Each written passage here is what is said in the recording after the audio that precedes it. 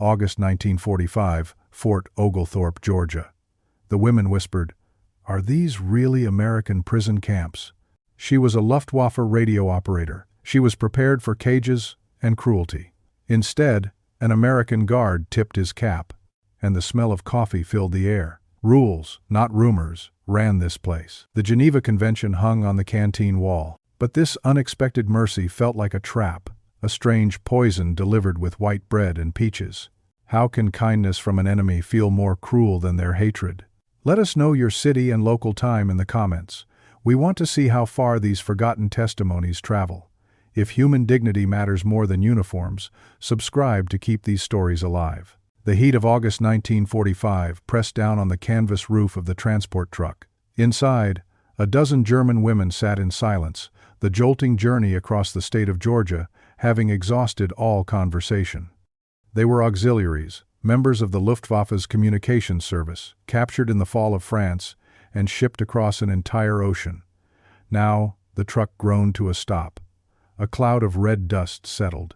Through the back flap, they could hear the high, steady hum of cicadas and the screech of a metal gate swinging open. A whisper passed between them, a ghost of the propaganda that had been their daily bread for years. They say the Americans keep us in cages. They say we will be starved, or worse. The engine cut, and the sudden quiet was heavier than the noise. The latch on the tailgate clicked. Light and humid air flooded the dark space. Elfriede Schneider, a 22-year-old radio operator from Hamburg, braced herself. She expected to see armed men with hard faces, sneering and shouting. She expected the glint of sun on endless rows of barbed wire. Instead, the first person she saw was an American guard who simply stood by the truck, his rifle held loosely. He was young, with a face that held no malice. As the women were ordered out, he even tipped the brim of his cap in a gesture that was not quite a salute, but something far from a threat. Before them lay not a grim pen of fences and mud, but a clean, orderly camp. Tidy wooden barracks stood in neat rows, with laundry lines strung between them, fluttering with clean sheets.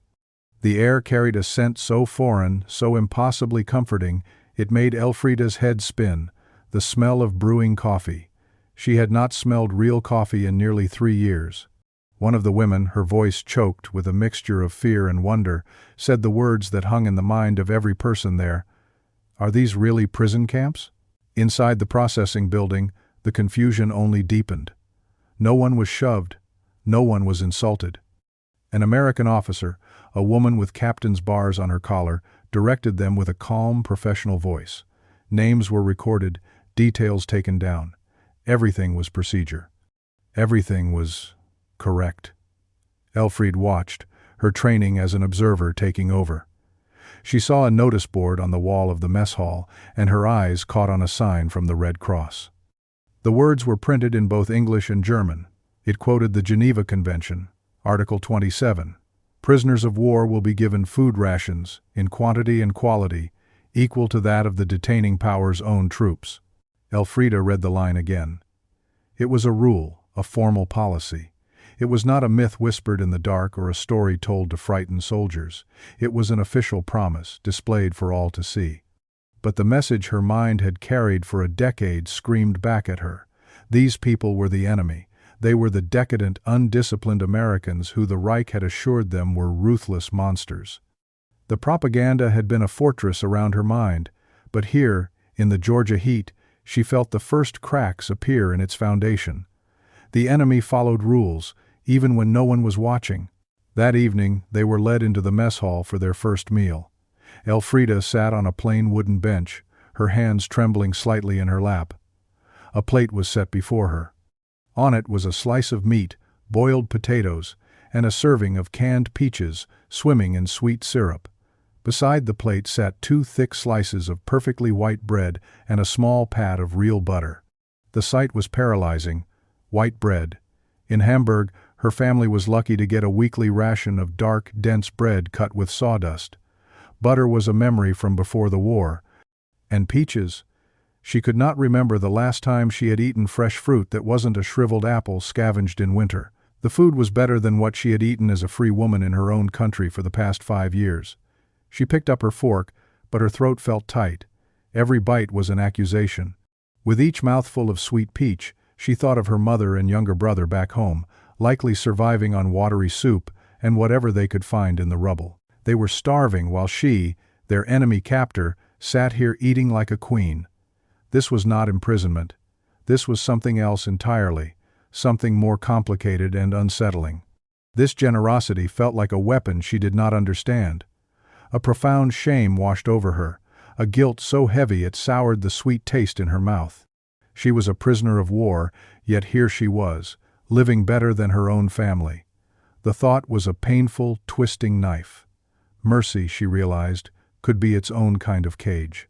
The shock of that first meal did not fade. It settled into a disquieting new reality. The days that followed in the late summer and early autumn of 1945 established a routine that was more surreal than any of them could have imagined. Their barracks were not the cold, damp sheds of their nightmares, but clean wooden buildings with actual mattresses and sheets. They were expected to keep them tidy, but the work was no more than they would have done in their own homes. 3 times a day they were marched to the mess hall, and each time the food was a quiet assault on everything they thought they knew. There were eggs for breakfast. Meat, not just on Sundays, but almost daily. There was milk to drink. Many of the women, Elfrida included, had not seen such abundance since before the war began in 1939. This wasn't random kindness from a sympathetic guard. It was policy. The entire system was built on a foundation of rules, spelled out in documents like War Department Circular 106 from 1943, which mandated that German prisoners receive rations equivalent to those of American soldiers who were not on combat duty. They were, by the letter of the law, eating better than millions of civilians across Europe, including their own families. The logic was impossible to argue with, but the feeling it produced was one of profound unease. Work was assigned, but it was not the back-breaking labor propaganda had promised. Some women were sent to sewing rooms to mend uniforms.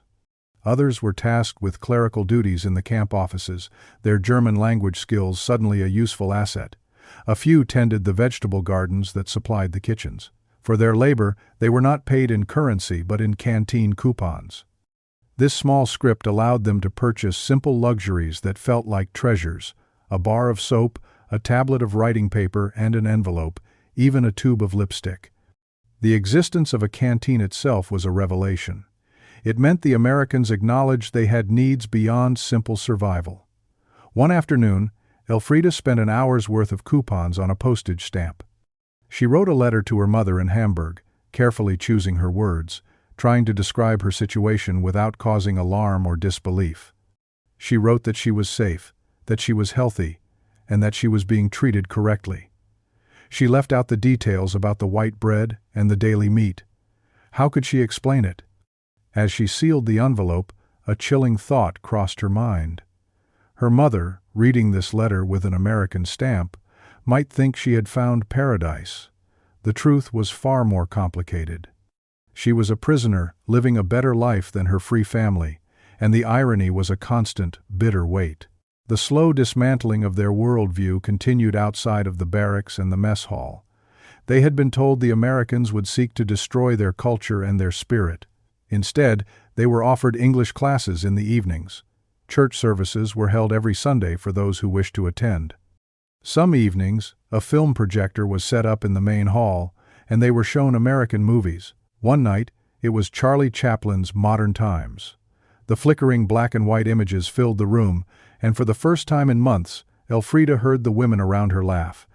It was a hesitant sound at first, then it grew stronger, a wave of shared, genuine amusement at the universal comedy of the little tramp caught in the gears of a machine. They laughed alongside their American guards, who stood watching by the doors. In that moment, the enemy ceased to be a faceless monster. The enemy had a sense of humor. They cried at the same sad parts and laughed at the same jokes. Their culture wasn't monstrous, it was simply human. The women at Fort Oglethorpe were a statistical anomaly. Between 1942 and 1946, the United States held over 370,000 German prisoners of war on its soil, in hundreds of camps from the cotton fields of Texas to the orchards of Michigan. but the vast majority of these prisoners were men. The story of the female POW, the nurses, clerks, and communications auxiliaries like Elfrida, is a rarely told chapter. In September of 1945, the population at this Georgia camp was around 1,200 German POWs, but only about 200 of them were women. Their presence challenged the myth of an all-male war and placed them in a unique, isolated position, a small island of women in a vast sea of male captives. As winter approached, the strange mercy of their captivity reached a poignant peak. On Christmas Day, 1945, the women were given gift parcels assembled by the Red Cross. Inside each box was a small collection of items: a new pair of thick wool socks, a bar of scented soap, and a bar of chocolate. The sight of the chocolate made Elfrida's stomach clench. She thought of the last letter she had received from home. It was from her older brother, who was trying to keep their family alive in the ruins of Hamburg. He had written that he spent his days digging through piles of rubble and refuse, searching for potato peels that the Allied occupation soldiers had thrown away. He wrote it not as a complaint, but as a simple fact of their survival. Now, she held a solid bar of American chocolate in her hand, a luxury he could not even dream of. That night, back in her bunk, she could not bring herself to eat it. The sweet treat felt like a betrayal. She wrapped it carefully in its paper and hid it under her pillow, a secret testament to a kindness that was becoming too heavy to bear. The chocolate bar remained hidden under Elfrida's pillow, a small, hard reminder of a world turned upside down. As winter gave way to the early spring of 1946, the flow of letters from Germany became more regular, and with them came the full, crushing weight of their country's devastation. The words, written on thin, precious paper, painted a picture of a homeland that no longer existed. Letters from Dresden described a city of ghosts, flattened into a sea of rubble. Friends in Hamburg wrote of a constant, gnawing hunger, of families surviving on 1,000 calories a day, less than half of what the women received in a single prison camp meal. They wrote of scavenging for scraps, of children with hollow eyes and swollen bellies, of a society where a single potato was worth more than gold. With each letter, the shame Elfrida had felt during her first meal returned, magnified tenfold. The peaches, the white bread, the daily portions of meat, they were no longer just food. They were symbols of a grotesque imbalance. Here she was, an enemy of the United States, warm, safe, and well-fed, while her own people, the ones she had sworn to serve, were starving in the ruins of freedom. The very mercy that kept her alive felt like a betrayal of them. This quiet torment began to fester within the small community of women. One day, Lottie, an auxiliary nurse from Cologne who had lost her parents in a bombing raid, made her stand. At lunch, she pushed her full plate away. When an American guard approached her, she looked him straight in the eye and refused to eat. For 3 days, she took only water. Her defiance was silent, but powerful. The other women watched, torn between admiration and fear. One evening, Elfrida found her sitting alone on her bunk. She asked Lotte why she was doing it. Lotte's voice was low but fierce, filled with the bitterness of someone who had seen too much. "This food is poison for the soul," she said. "They want us to forget who we are. They want to make us soft, to make us grateful. So we go home and tell everyone how wonderful our captors were." She saw the kindness not as compassion, but as a sophisticated form of psychological warfare. Later that night, huddled in the dark, another woman whispered what many of them were starting to feel. "If this is poison," she murmured, "then mercy is the cruelest weapon of all." It was a thought that chilled Elfrida to the bone, because it felt terrifyingly true. The American approach to prisoners of war was indeed a weapon, though not in the way Lottie imagined. It was a calculated policy, born not of pure sentiment, but of strategic foresight. The numbers told a stark story.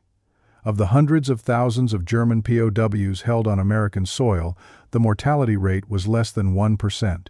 In stark contrast, for German soldiers held in Soviet gulags, the death rate exceeded 30%. The United States adhered strictly to the Geneva Convention, understanding that well-treated prisoners could become unintentional ambassadors. A soldier who was fed, clothed, and treated with dignity, was more likely to return home with a favorable view of his captors, a view that could prove useful in shaping the post-war landscape of a new, democratic Germany. The kindness was real, but it also served a purpose. The women in Fort Oglethorpe were not just captives, they were unwitting participants in the first subtle battle of the coming peace. Finally, in the late spring of 1946, the news they had all been waiting for arrived: repatriation. The war was long over, and it was time to go home. A sense of nervous excitement rippled through the barracks as they packed their few belongings. The journey back across the Atlantic was a reversal of the one that had brought them there, but this time it was filled with hope. They dreamed of tearful reunions, of embraces from families they thought they might never see again. They docked in the port of Bremerhaven, a city scarred but standing. As they walked down the gangplank onto German soil, they braced for the welcome. It never came. The German civilians who watched them disembark did not see returning daughters of the fatherland. They saw women who looked suspiciously healthy, women whose clothes were clean and whose faces were not etched with the lines of starvation. A silence hung in the air, thick with suspicion. Then came the whispers, sharp and cutting as glass. "American girls," someone hissed. They were not seen as prisoners of war who had endured captivity with honor, but as collaborators who had enjoyed a comfortable life while their nation suffered. No one believed their stories of prison camp life. The truth was simply too far from the reality everyone else had lived. Their good treatment had become a mark of shame, isolating them from the very people they yearned to rejoin. That night, in a displaced persons camp, Elfrida opened the small diary she had kept. By the light of a single candle, she wrote the question that now defined her entire existence. "Was mercy just another kind of prison?" she wrote. "My stomach is full, but my heart is hollow." The hollow feeling Elfrida described in her diary did not go away. It became the silent companion of thousands of women like her in the difficult years of post-war Germany. Their homecoming was not a return to honor, but an entry into a world of suspicion and quiet judgment. While male veterans gathered in taverns to trade stories of the front lines, creating a shared narrative of heroic struggle, the women's experiences were dismissed, or worse, twisted into something shameful. Their captivity did not fit the established molds of suffering. They had not frozen on the Eastern Front or starved in a Siberian camp. Instead, they spoke of clean barracks and adequate food, of English classes and movie nights. To a nation grappling with collective guilt and widespread starvation, these stories sounded less like the testimony of prisoners and more like the boasts of collaborators. The shame that had begun with a plate of peaches in Georgia now clung to them like a second skin. For decades, many chose silence. They buried their memories of Fort Oglethorpe, tucking away the letters with American stamps and the complicated feelings of guilt and gratitude. They married, raised families, and helped rebuild a broken country, never speaking of the time they were enemies of the state, treated with more decency than they often received from their own countrymen. It was not until the 1982nd, when a new generation of historians began seeking out the forgotten voices of the war, that these stories started to surface. Through a series of oral history projects, women who were then in their 60s and 70s finally began to speak. They recounted the initial terror of capture, the profound shock of their treatment, and the long, silent burden of their return. Their testimonies were not tales of betrayal, but nuanced reflections on a complex and formative experience. One woman recalled the American camp doctor who treated her persistent cough with a patience she hadn't seen from her own medics. Another remembered the guard who quietly taught her the English words for please and thank you. Over and over, they spoke of dignity. "I learned English in prison," one former auxiliary stated, her voice clear and steady after 40 years of silence. "But more than that, I learned that dignity is not just about uniforms and flags. It is about how you treat a stranger, especially one you have every reason to hate." Their words painted a picture not of ideological conversion, but of a fundamental human lesson learned in the most unlikely of classrooms. The unexpected kindness they received had haunted them, not as a mark of collaboration, but as a standard of humanity they felt their own side had lost. This rediscovery of their voices forced a difficult question upon a nation still wrestling with its past. What is honor? Is it found only in fighting to the bitter end for a monstrous, collapsing Reich? Or can it also be found in acknowledging mercy when it comes from the hand of an enemy? The women's stories challenged the simple, black-and-white narratives of war. They revealed a gray area where enemy and human being were not mutually exclusive, and where the rules of civilized conduct held firm even in the face of total conflict. Their experience was a quiet testament to the idea that a nation's strength is measured not only by how it fights, but by how it treats those it has defeated. It was a lesson learned not in a lecture hall, but in the daily routine of a prison camp in a foreign land. Years later, an elderly Elfrida, her hair white and her hands frail, was asked what she remembered most about her time in America. She did not speak of the fear, the journey, or the shame. She spoke of that very first meal. In Hamburg, she said, her memory as clear as if it were yesterday, we had seen no fruit for 5 years, not an apple, not a pear. Then, in America, the first thing they fed me was a tin of peaches. For a long time I thought it must be a trick, some kind of test. She paused, a distant look in her eyes. But it was not a trick, she concluded softly. It was just human. They had arrived as enemies, brainwashed by years of propaganda to expect the worst of mankind. They left with the heavy burdens of shame and silence, but also with an indelible memory, the memory that mercy could be stronger than ideology, that a simple act of decency could dismantle a fortress of hatred. And for one brief, strange season, in a prison camp thousands of miles from all they had ever known, they lived better and perhaps learned more than they ever had in freedom.